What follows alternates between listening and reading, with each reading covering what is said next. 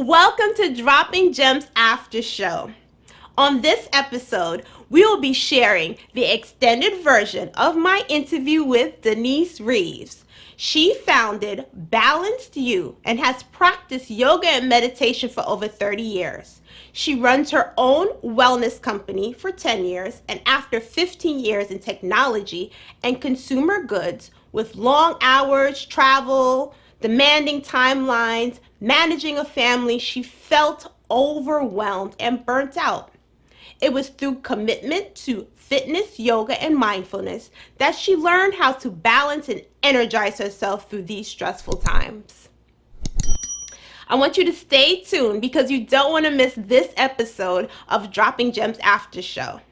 You are watching Dropping Gems After Show. We are having a giveaway. We are giving away a Roku Premiere valued at $50. You could watch live TV or do HDR streaming. Most importantly, you can catch past and present episodes of Dropping Gems. In order to win this Roku Premiere, all you have to do is tag me on Instagram at Dropping Gems with a Z and use the hashtag Meditative Moment Challenge. You could share your favorite quote, inspirational picture, or your favorite meditative pose. The winner will be selected this fall. For inquiries, for sponsorship, or advertising on this program, email info@keishachristen.com for more information.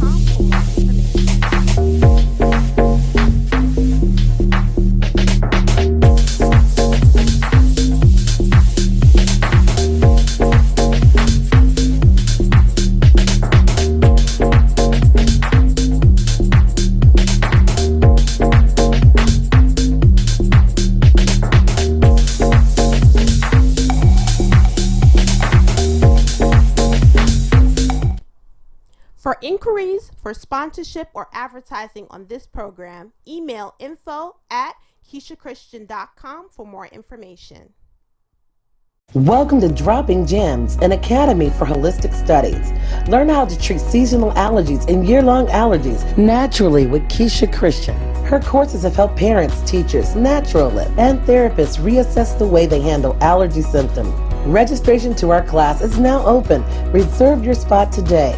You can also become a certified holistic studies practitioner with us. Be empowered with knowledge and help us in spreading the positivity with the rest of the world. Visit www.droppinggemsacademy.com or email us at info@keishachristian.com. Hello, everyone. Thank you. Thank you, Denise, for coming on my show today. I'm so excited to have you on. Thank you for having me. Yes, thank you so much. So we'll get started. I want to know what exactly got you into stress management, yoga, mindfulness, and spirituality. Was it some sort of conflict or issue you had in your life, or something that changed your course or the journey you're on that you chose to get into this sort of field? Yeah, such a great question and so relevant to, I think, all of us. Yeah. I think that for me, there was always somehow an inner knowing, even as a child. But as I grew into adolescence and then adulthood, that inner knowing got squashed. So what I would be operating in, which is sort of that world that was, I call it the program. The program means that's the situation that I was in, and then what I'd like to say is yes. The answer is I absolutely, and the term I often use is I got pressure cooked. So think of a pressure cooker, just sort of, and the first pressure cooker moments happened as a teenager. And I think that's often common. In my case, it was with family, with a dad who had bipolar and drinking issues, and I was young and couldn't understand it. But young and immature, massively felt like I was a victim to my situation. So as many young people do, I head off into life and think I've got it figured out. And once again, allow this life to sort of overtake me where I've lost my connection. And that connection is just sort of what I call our intuition or inner knowing. There's many words for this. And as life would have it, between work and then having children and having a lovely daughter who also had addiction issues and mental health issues, I got pressure hooked again. And this time I was down for the count. I mean, I literally said, oh, what and how did I get here? And sort of this, what do we call it? This idea of a good life, because I'm just going to say that's all it really was, that I thought I might have, because it's just an idea, it's like the rug gets just pulled out from under you and I'm back on my face again. And like many, many mothers or caregivers, I was out. I was done. And I was in a whole bunch of modes. Panic. I need to fix her, right? I need to help. All these things that I think a human wants to do for another human, okay? But what I yet didn't see clearly, and now I am in I'm 50, so I've gone through 50 years before I'm really now slamming on the ground, right? Mm-hmm. And, you think 50 years, but yes, 50 years and I am face down. And what I started to do in the world of trying to, what I thought was help somebody else, realize that there were things within me that needed to be looked at. Yeah. And that was a pivotal point. So yes, that was like what I call, and my story is my story, but my understanding now, and the work started before that, but the understanding has been blossoming since. And when I turned the dial, took a look at myself too, I realized that I was being given an opportunity once again through this, what I thought was a horrific situation, to readjust my own energy. And when I say that, I mean that as I can reflect on it now, so I can share, but as I was in my victimhood, my whatever it was, desperation, and it doesn't matter, my story, because it was just a story, was, oh, I have a great career and all this stuff, and now I'm sitting here in a crazy household again, like I did when I was in high school, right? With lots of issues and feeling very trapped. So I was in my mode of, and I use this term now when I work with people that I work with, selfing. So I was selfing, meaning, oh my God, poor me, my everything, right? My body, my world, my whatever. So it's like it's my own prison. I was selfing in my own prison. And what I realized is that the energy I brought to the situation, even if I had the biggest smile on my face, it was still in me as a victim or whatever it was. And I really wasn't authentically standing there for the people who love me and who I love around me. That wasn't authentic because all this stuff was in the way. So this was the beginning of unfolding a new, if you want to call it, reality that we don't get taught. And inch by inch, that intuition came back, which we all have, just was what I want to call ignited again. And I, instead of trying to fix my external world, I looked inward. Yes. And started to say, what is it that this version of this being, because, you know, we're very beautiful beings of not only physicality, but of energy and of, you know, and I started to even understand this concept of, you know, because people talk about it, but it hadn't like registered. Like, what does it mean to hold more light within us? And I was like, oh, you know, I overcomplicated it. It's simply removing density so we have space. Exactly. And that space allows for this vehicle, if you'd like, or this whatever this is that we are housed in at the moment, this body, this, you know, this casing, because it goes beyond our physical, right?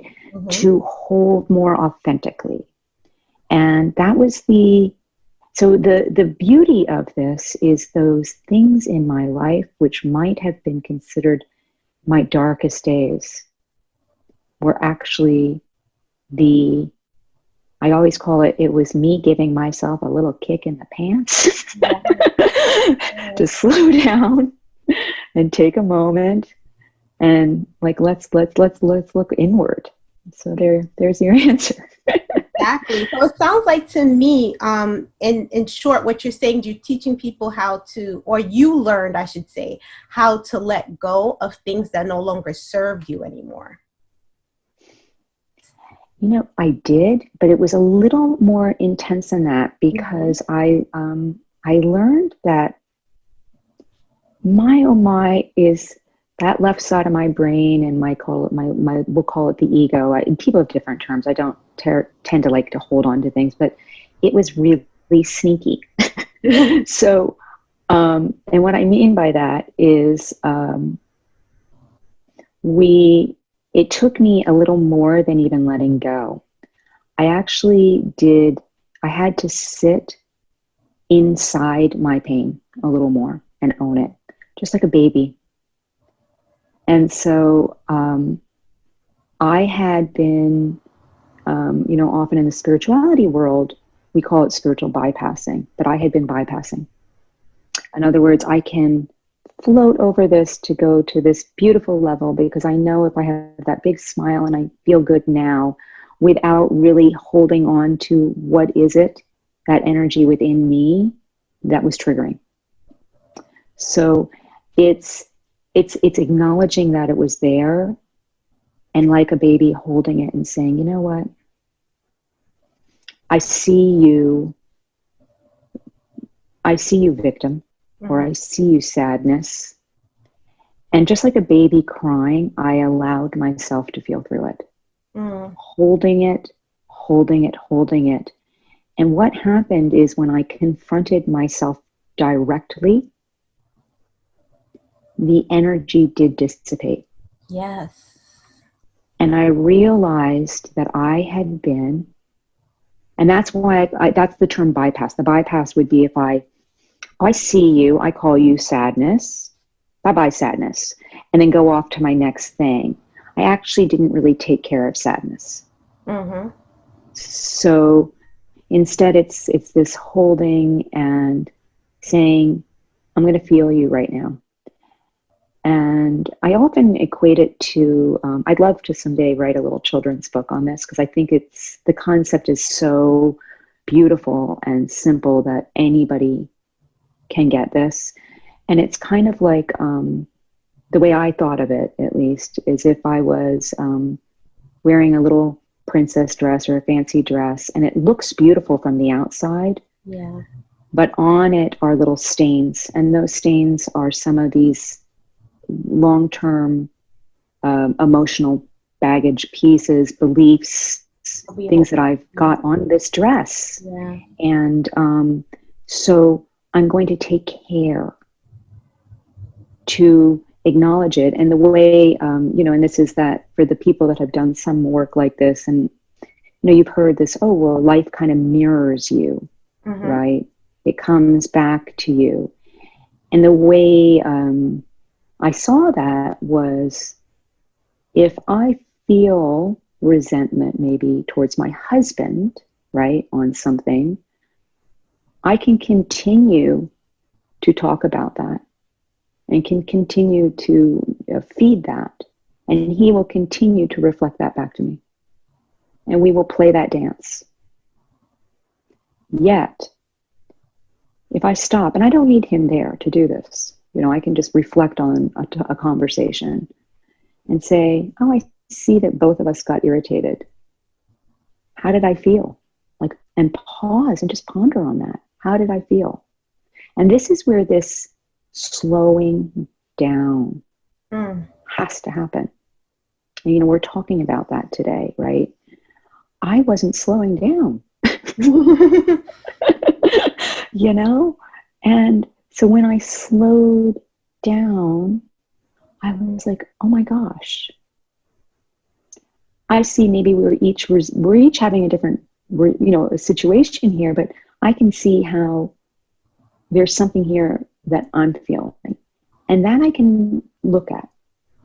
And so I take some time and I ponder, contemplate. I even might do that in a meditation, right? Mm-hmm. Because meditation has so many beautiful flavors to it. It sure does. Right? So many different it could be done in a prayer, right?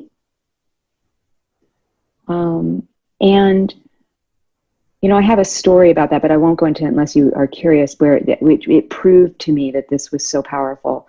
But it's, and when I do that, I feel like these layers are coming off, and oh my gosh, everything in life is starting to just unfold. And I let my daughter, who is on her path in life right now too, go through her life.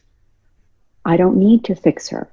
I just can be here as the most complete version of me as I can. Yes. And that in itself can be a bigger gift. Yes, most definitely. And I want to go back to something that you mentioned with the emotion. A lot of times we don't, especially as women, we don't sit in our emotions, which is very important. It's important to feel that. It's all right to feel that feeling. And that's something I learned, because when you feel that feeling, it's easier to let it go. You sit in that for a minute. And especially when you were talking about if you have like a disagreement or conflict with your spouse, your partner, in that situation, both of your perspectives of whatever happened is totally different. So how you feel and how he might feel, or he, she, whomever your partner is, might not be the same. And then you're projecting your feelings on that person. So I hear you with that. So when you sit back and you then examine how you felt, and then allow yourself to have that conversation with your spouse in a very calming center, you find that center, it makes it much more easier to communicate. So it goes back to what we originally said when we talked about being still. So meditation is one way of doing that. And you also, I know you also practice yoga as well. So how would we use that in a sense within a yoga, in a yoga practice, I should say? So that's a great question. And yoga has become something very mainstream. Let's just put it that way right now, which is an amazing, amazing thing. There was once, I want to say 10 years ago, a very, very senior yoga teacher that I studied with, and he was very upset that everything was getting so mainstream. And I said to him, no, this is actually a beautiful thing. Because what's going to happen is, yes, it might go out there and be the next aerobics. But what will happen as a result of this is that there'll be more people who will use this format as a stream to reconnect with self. And so this is how, when I work with people and teach, yes, of course, I teach poses and practices, but it is about paying attention during that practice with breath to the body and how we feel. And that is more important than any pose. So if I broke it down really quickly, simply breath, so we all go. When you do that, automatically the mind comes to the present moment. Just by breathing with our mouth closed and where you hear it, just that you're back in the present moment. And then as a practice for my students, I ask them to take the physical practice and just heighten the awareness of what's going on as the breath moves through the body through a pose. Simply put, if you have a shoulder pain, and maybe you've had one for a long time, we have dialogue around that. And often that dialogue is, or maybe you say, I'm not strong enough, all these I'm not enoughs, right? And I'll always say that's not your yoga. The yoga is simply being, breathing through this instrument, and noting. Oh, there's that sore shoulder, kind of like high sore shoulder. And that's how this ties into our previous conversation. We are heightening self-awareness. Yes. And yoga, meditation, contemplation are all tools for us to bring that heightened awareness of self. And through that, we actually mature into higher understandings of how we're operating. If this is an operating system, how is this operating? Because how do we change that which we can't see clearly? Exactly. Right? It's like walking in the darkness. So when you find that light, it makes things much clearer.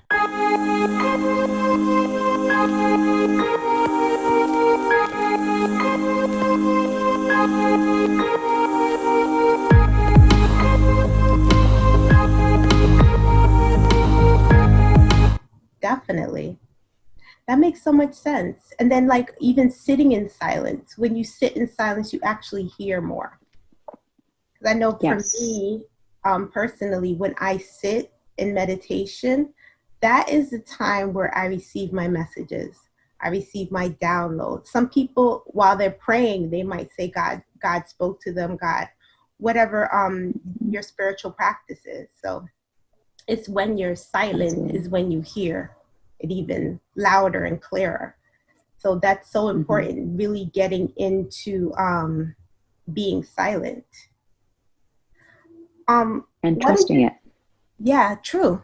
It is. And trusting that too. And trusting ourselves. You know, sometimes as women, we might not trust our gut. So actually, the practice that you were saying, where we start to become more self-aware and aware of ourselves, we also too are learning to trust ourselves more. Because a lot of times we go outside externally and look for validation when everything we need is right here. Is right here. Right. You don't need to go outside. So that Absolutely. is when you talk about self-awareness, that too, it's sitting in that. Yes, absolutely. Absolutely. Yes. What is it that we're trying, when you are trying to be silent, how do you teach your students, I say, to combat like repetitive thoughts or repetitive or negative thoughts? How do you combat that? So in mindfulness, there's a practice there that is absolutely wonderful, especially for people who are maybe sort of starting to sit with themselves in the beginning. And it's called noting. And it's an interesting little practice because you'll sit And you might say, okay, I'm going to sit and see how long it takes for a thought to come in. And they do. They always do, right?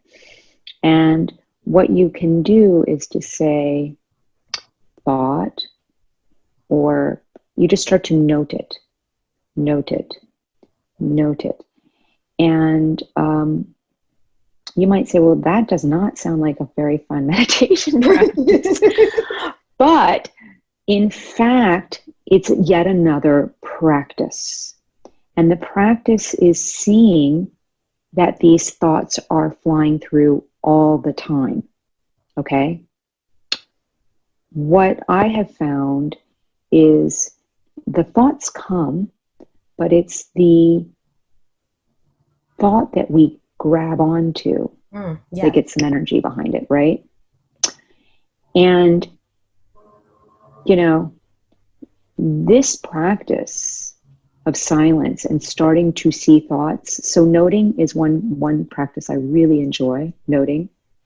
And then another practice I really enjoy, which is also great for a beginner,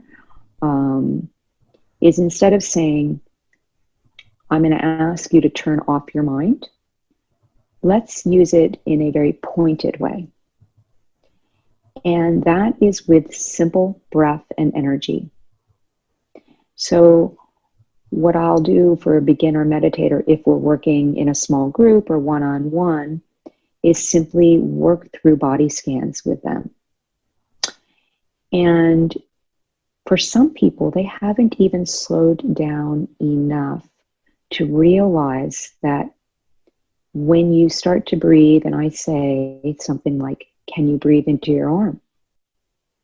Or, I love this one, I'll have somebody relax their face and their eyes, and then I'll say, can you feel where the hair follicles attach to your scalp? And and you have to go really inward to see if you can do that, right? So that's another technique to. That's funny. As you said it, I could feel it. Oh, I love that. Right? Well, you're practiced, right? So you can just shift attention and you can go, oh yeah, right? It's a thing.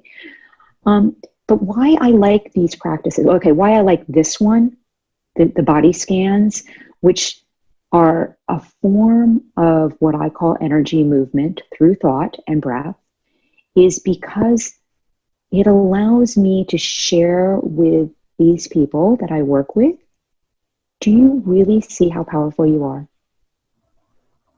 Can you believe that you can move this energy through your body simply with attention to thought and breath? And for the people that are more advanced, or what I found is people that get into this and that really start to move energy, you know, and if you know about meridians and things like that, often they'll start to sweat in the beginning because they're actually opening up their channels for the first time. And that can create a sort of like a visceral situation on the body. And I just find it so wonderful and you kind of got to get your mind out of the way to do an exercise like that, right? Because it's like logic would say, can I really do that? And it's like, yeah, everyone can if you want, right? But that is so amazing, because I'm even thinking of what you just said, like when some people they actually start to sweat when they start paying attention to certain meridians. So the body is like detoxifying or letting, so the body itself is letting go of things you might be holding on to that you didn't even realize. That is really deep. Yeah, well, the way I explain it is for people that are new, because some people don't even know what a meridian is, or you know, these energy systems, and I'll usually say, oh, it comes from either China or India, similar but different systems, very old. But I like it to equate them, since we don't really see them, like a hose. And the only thing is that it was a little clogged, right? So it had like, you know, or a straw with something in it. And simply by relaxing and gently shifting focus with breath, you're actually, it's like you're starting to get that fluid running through it. And people who experience this for the first time are often blown away. Yes. Imagine. I could imagine. Yes. And some people might say, well, how do you feel your hair follicles? But you have to practice being in stillness. So like for people who do it right away, right away, I could feel my third eye. I could, if I bring awareness to my body, if you continue to practice, you're able to bring or feel these sensations in your body right away in your mind as you sit. Right. Yes. So I want to know, for women, some women would actually say, well, I'm too busy to do this. How am I going to find time to be still? I have children, I have my husband, I have work, I have my career, etc. So how exactly would one who said they're busy actually find the time to sit in this stillness? Okay, well, that's an awesome question. So I used to say pre-COVID that I asked people to please take time to drive without a radio on, for example. So for people with a lot in their, and I call this external input into their field, we have to consciously take a moment and pause and say, where can I stop this? What can I turn off? And especially, I had a student, he claimed his life to be absolutely perfect because he had retired, but he kept on getting frustrated when he watched the news. Right? He was just completely hung up in this outside story out there. So I actually said to him, I would like you to consider turning off the news for a while and see how that feels. And, and it did help him quite a bit. So these are, okay, so I'd say find some things that you can turn off. You might be surprised because a lot of the things that I found that made me so busy, in fact, weren't all necessary. Yeah. And when you put it down in writing or as a commitment to self, just today, what can I do to find 5 minutes and then 10 minutes to myself and commit to that 10 minutes? Maybe you need to walk outside on your patio, on your front porch. I don't know, right? But you find that spot, and maybe you're not ready yet to shut your eyes. A beautiful practice is a simple gaze. Find your breath. You can keep your eyes open. And I'd like to equate this as to go, since people aren't quite as used to this, sort of behind the mind. Does that make any sense to you? I'm sure it does to you, but just... Yeah. But finding that spot, you could say like behind your head, like find a spot. And breathe. And I always imagine it as, and it doesn't matter because it doesn't really matter, but there is a term called awareness, which some people relate to. Some people would like to say God consciousness or my higher self. I'm fine with any of these terms. And I think of the mind as like a box, and the information's going through it, and there are all these thoughts, and then we have the emotions that are attaching to them. So for those moments, I'd just like you to imagine that I'm going to make the mind stuff flat. It doesn't mean it goes away completely, it's just going to go flat. So I'm going to allow energy, consciousness, my higher self, my guides, any of these terms are great, to come through into my system. And you can do that in as simply, literally just a few minutes. Exactly. So it's like you're finding a way for to connect to your higher self for those who might pray or yes, just sit. Even if it's for 5 minutes, just sit. Because I know some people will say, well, it's hard for me to meditate because I can't clear my mind. I've heard that too. But it's not necessarily clearing your mind, as going back to what you were saying, called noting, taking a note of the thoughts that you are holding on to the most, and then let them go. Yes. And this is reminding me, because I'm thinking of these people. Maybe it's, so I'm sure you've talked to your audience a lot about gratitude, and I'll just take a moment and enhance that in these, because that can be a practice as well. So the mind can go crazy spinning on a situation, a circumstance, or a problem, especially for busy people. Okay.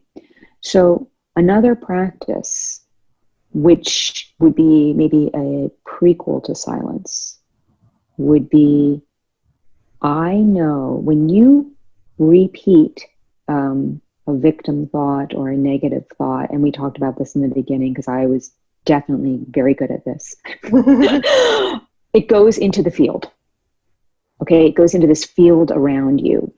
And so there's a practice of finding the opposite of that. And that's the simple gratitude practice, right?